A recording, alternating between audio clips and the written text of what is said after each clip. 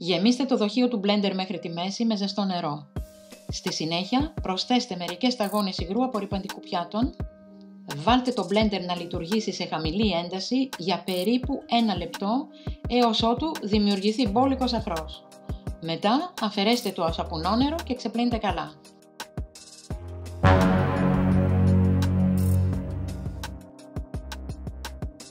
Γεμίστε το μπλέντερ με νερό μέχρι τη μέση και προσθέστε μερικές σταγόνες σαπούνι πιάτων. Στη συνέχεια, προσθέστε μισό λεμόνι ψιλοκομμένο και ανακατέψτε το μείγμα περίπου για 1 λεπτό. Με αυτόν τον τρόπο θα εξαφανιστούν οι λεκέδες και το δοχείο θα μοιάζει καινούριο. Εναλλακτικά, αντί για λεμόνι, μπορείτε να χρησιμοποιήσετε ξύδι.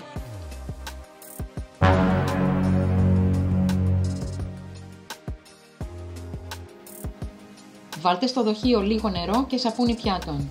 Βουτήξτε μια οδοντόβουρτσα ή ένα σκληρό σφουγγάρι στο υγρό μείγμα και καθαρίστε τα εσωτερικά τυχώματα του δοχείου.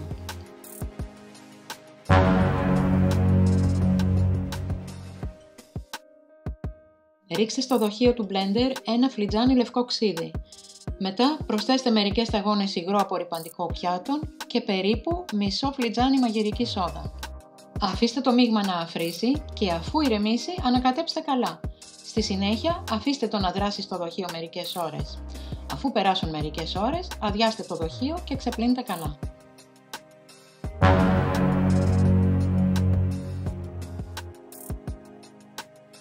Αφού καθαρίσετε το δοχείο εσωτερικά, τοποθετήστε το ανάποδα πάνω σε στεγνή πετσέτα. Αφήστε μέχρι να στεγνώσει εντελώς.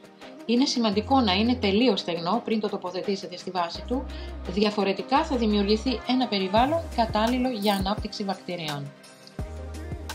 Θυμήσου να κάνεις εγγραφή, να κάνεις κλικ στο καμπανάκι για να μας λαβαίνεις άμεσα και αν θέλεις μας δίνεις και ένα like.